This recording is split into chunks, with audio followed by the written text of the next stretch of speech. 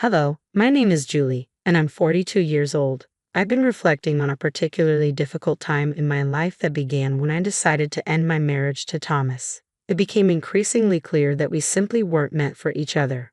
His childish and immature behavior constantly frayed my nerves, and the thought of being tied to him for life felt less like a partnership and more like a sentence. However, the strain in our marriage wasn't entirely due to Thomas. His mother, Martha, played a significant role in my distress from the very beginning. She made it clear that I would never meet her high expectations for her son. Her relentless criticism and subtle undermining eroded my confidence, making me feel like an outsider in my own home. I recall countless evenings returning home from work, yearning for peace, only to find Thomas absorbed in his video games, completely disregarding me and our shared responsibilities. Any attempt I made to voice my frustrations was met with indifference. "Thomas, I've had a tough day. Could you help out with some chores?" His typical response was dismissive. "Later, I'm in the middle of this game." This disregard extended beyond our daily lives. He even forgot our anniversary, brushing it off when confronted with a casual, "It's just a date. We can celebrate some other time." Another time, he invited his overbearing mother over without informing me, turning what I had hoped would be a peaceful weekend into an unwelcome family gathering. "She's my mom, Julie. She can come whenever she wants." "Don't be uptight," he said. Discussing financial planning was another sore spot. Talking about budgeting or savings with Thomas felt like conversing with a child. "You worry too much. Let's just enjoy our money. We'll figure it out later," he would argue. These examples only scratched the surface of the deep-rooted issues in our marriage, where my concerns were routinely dismissed and my feelings invalidated.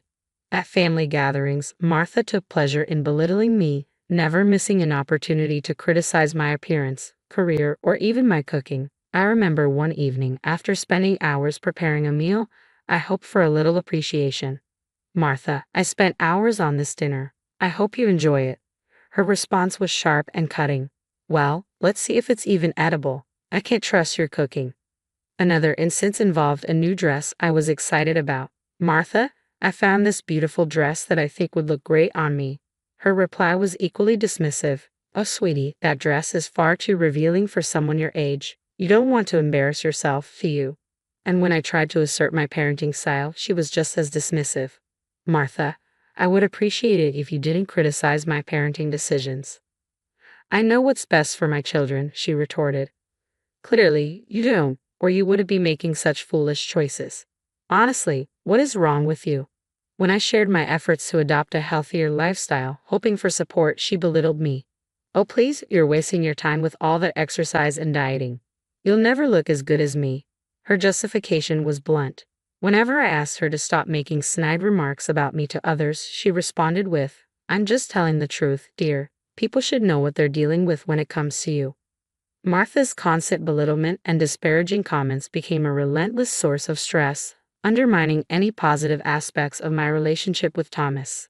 The breaking point came when I realized I deserved more than this toxic dynamic. It was a difficult decision, but I filed for divorce, seeking liberation from the emotional turmoil that had consumed me. In court, I laid bare the irreconcilable differences and the detrimental impact of our marriage on my well-being. As the proceedings concluded, I began to feel the weight lifting.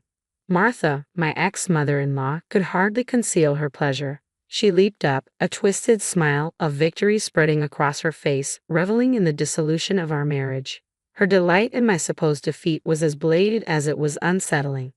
Finally free from the shackles of a troubled marriage, I stood in the courtroom as Martha proclaimed triumphantly that she had won her son back. "I've won! I finally won!"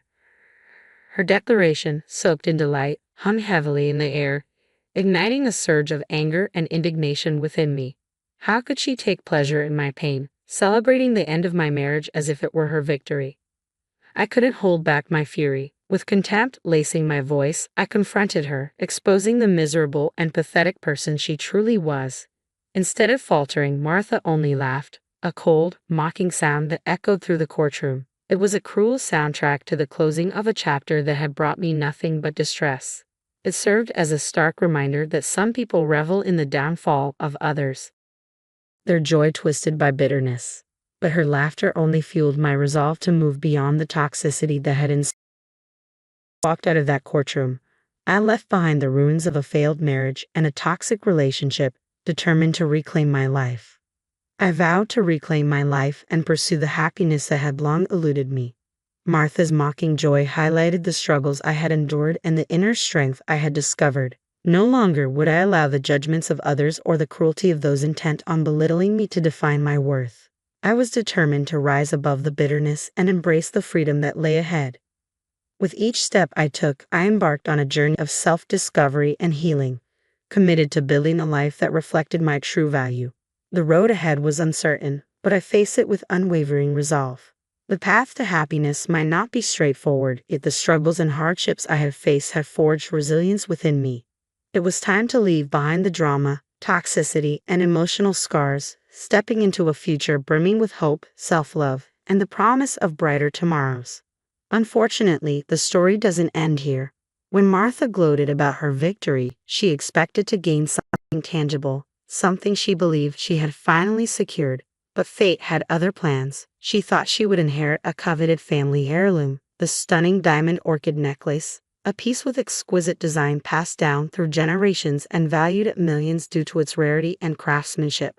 Whenever Martha saw the necklace, her eyes sparkled with unmistakable greed. Yet, throughout my marriage to Thomas, it remained tantalizingly out of her reach.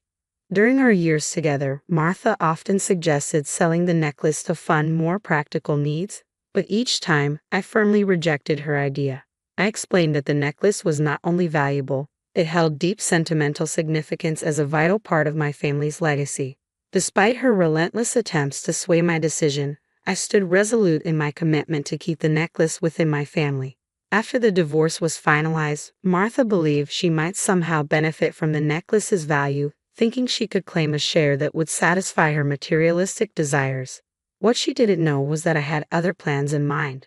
A month had passed since the divorce when, unexpectedly, I heard a familiar knock at my door. When I opened it, I found Martha standing there, her face streaked with tears and her voice trembling. "Julie, please, I need to talk to you," she pleaded. Despite my mixed feelings, curiosity laced with reluctant sympathy, I stepped aside and let her in from the cold. Once settled in the living room, I encouraged her to share what was on her mind. Through her sobs, Martha struggled to articulate her thoughts, revealing the collapse of her carefully laid plans. "My plan, it failed, Julie. I thought I'd finally have what I wanted, but everything has gone wrong." With a hint of skepticism, I pressed her for details, intrigued by her apparent defeat. "What plan are you talking about, Martha? Why are you so upset?" Taking a deep breath, Martha tried to compose herself. "I thought that after the divorce, Thomas would be entitled to half of the heirloom's value," she confessed. Her scheme had hinged on manipulating her son to secure a piece of my family's treasure, a plan now clearly in ruins. I thought I had triumphed, but then Thomas dropped a bombshell that shattered all my hopes. Curiosity mixed with a dose of satisfaction urged me to lean in closer. "So what did Thomas reveal, Martha? I'm listening." Wiping away her tears, her voice filled with regret and disbelief, she said, "He told me he forgot to mention a prenuptial agreement he signed before we got married. It clearly stated that the heirloom, along with all your money, was completely off limits. I never stood a chance." I couldn't help but burst into laughter, a wave of relief and vindication washing over me. "Oh, Martha, you have no idea how much I anticipated this moment. I knew all along that your manipulative schemes would unravel." Martha's face flushed with a mix of embarrassment and anger. "You knew all along and still let me believe I had won? How could you?" Leaning back in my chair, a sense of triumph radiated from within me as I replied with a satisfied smile, "Oh, Martha, I didn't let you believe anything. You saw what you wanted to see. Blinded by your greed, I knew the truth would eventually come out." As the reality of her folly sank in, Martha's tears shifted to a mix of frustration and regret. She had played her hand, and it had spectacularly failed, leaving her with nothing. "I can't believe you signed that prenup," she said incredulously. "I was hoping to at least get some of your money after the divorce." "Martha, I signed the prenup precisely for situations like this. I anticipated a time when someone might try to take what's rightfully mine. You were never really about being the good wife, were you?" "How could you do this?" she asked, her voice trembling. "This isn't about being the good wife, Martha. It's about protecting myself and my assets from manipulative people like you. I had the foresight to secure my future," I explained, unapologetic. But I need the money, Julie. I'm desperate, she pleaded, her desperation evident. That's not my problem, Martha. You made your choices, and now you have to deal with the consequences. It's time for you to leave my house. You're so cruel and selfish, she shot back. I'm not the one who tried to deceive and manipulate for personal gain. You reap what you sow. Now please, leave. The room fell into an uncomfortable silence, punctuated only by Martha's sobs. The weight of her failed schemes filled the space, serving as a stark reminder of the consequences of her actions. As the reality of her situation dawned on her, Martha faced the painful truth. Her greed and deceit had left her with nothing. Despite her predicament, I remained firm, resolute in defending my rights and protecting what was rightfully mine. My experiences had taught me that trust and love should not blind one to the potential for betrayal. As Martha prepared to leave, her expression reflected a mix of anger and resignation, the bitterness of her choices hanging heavily in the air. With a resentful tone, she spat out, "You call me heartless. Martha, reflect on how you treated me throughout my marriage to Thomas. You were the one who was vindictive, cruel, and manipulative," I retorted. "You're exaggerating. I never treated you badly," she protested defensively. "Oh, really? Shall I remind you how you purposefully excluded me from family events, belittled my achievements, and spread rumors about me? You seem to relish my distress." "I did no such thing. You're just trying to paint me as the villain." Martha's voice grew more desperate. "Enough of your lies and manipulation. Leave my house now, or I will call the police. I'm giving you an ultimatum," I declared firmly. "Please, Julie, just give me some money. I need it," Martha pleaded desperately. "You have 50 seconds to leave my property. This is your last chance." "You can't do this to me, Julie. I'm family," she protested. "Good riddance, Martha." As the seconds ticked away, her face twisted with anger, disbelief, and defeat. Realizing that her manipulative tactics had failed, she turned and walked toward the door. The tension in the air was palpable as she exited, leaving behind a trail of regrets and the consequences of her actions. A blend of relief and liberation washed over me as I stood tall, having cut ties with toxicity and reclaimed my independence. The next day, as if on cue, another figure from my past emerged, seeking reconciliation. "What do you want, Thomas?" I asked warily. "Julie, I need your help. I'm in a tough spot right now, and I was hoping—" "Save it, Thomas. I don't want to hear your excuses. You dare to call instead of facing me like a man? How cowardly can you be? I thought it would be better this way. Julie, please, just hear me out." "All right, Thomas. I'm listening," I said, bracing myself for what was to come. "Why don't you start by explaining how you constantly belittled my ambitions, mocked my dreams, and made me feel like I was never good enough? Do you even remember any of that?" "I don't know what you're talking about, Julie. Sure, we had our disagreements." "Disagreements?" I interrupted, my voice rising. "I call it emotional abuse. You tried to undermine me at every opportunity, hoping to break my spirit. Well, guess what? I'm done with it. I deserve better." "Julie, please, I'm sorry for everything. I'm in a tough spot right now, and I thought maybe—" "It's funny, Thomas." I cut him off. "You agreed to the prenup, yet here you are, begging and sniveling. Didn't you know what you were signing, or did you just assume you'd change my mind later?" "I didn't fully understand it back then. I just knew that I loved you," he stammered. "Cut the crap, Thomas. You always had an angle, and now you're out of options." "Julie, I don't know what to say." "Yeah, I figured as much. You've always been at a loss for words when it matters. Listen to me, Thomas. This is the last time I'll say this. If you try to contact me again, I will get a restraining order. Do you understand?" "But Julie?"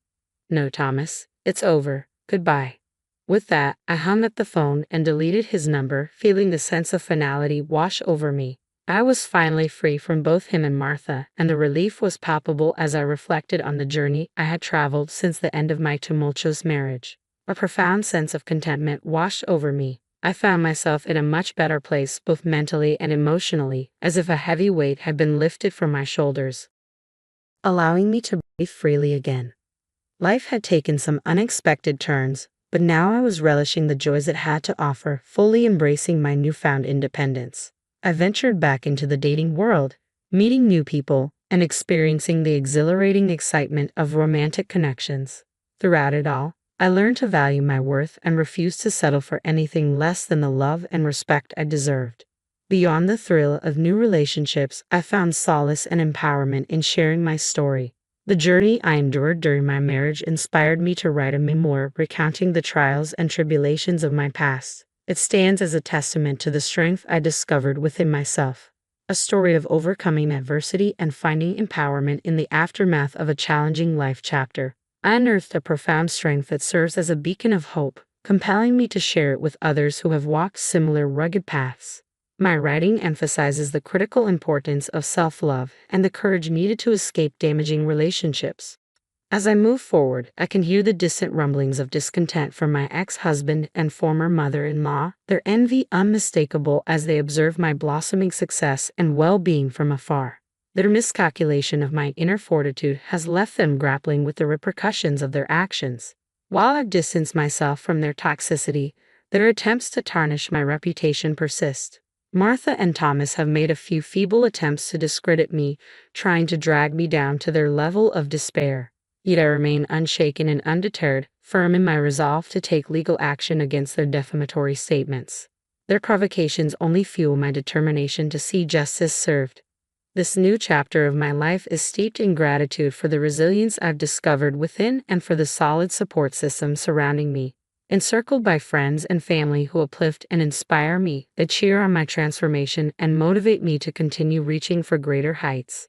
From the ruins of a shattered marriage, I have emerged not only unscathed but fortified, enlightened about my worth and more determined than ever to live freely and fully.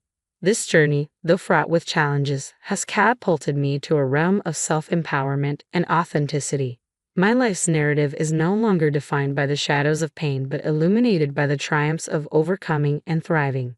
Having moved past the darkness, I now bask in the light of promising new beginnings.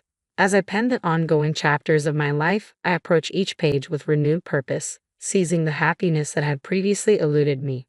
Every word I craft is a step toward reclaiming my voice, my power, and my essence. My quest for revenge was never about stooping to their level, but about ascending beyond it, showcasing the robustness and elegance inherent in my spirit. I am Julie, reborn from adversity, like a phoenix rising from the ashes, ready to soar to unprecedented heights and leaving the remnants of my past far behind in the dust.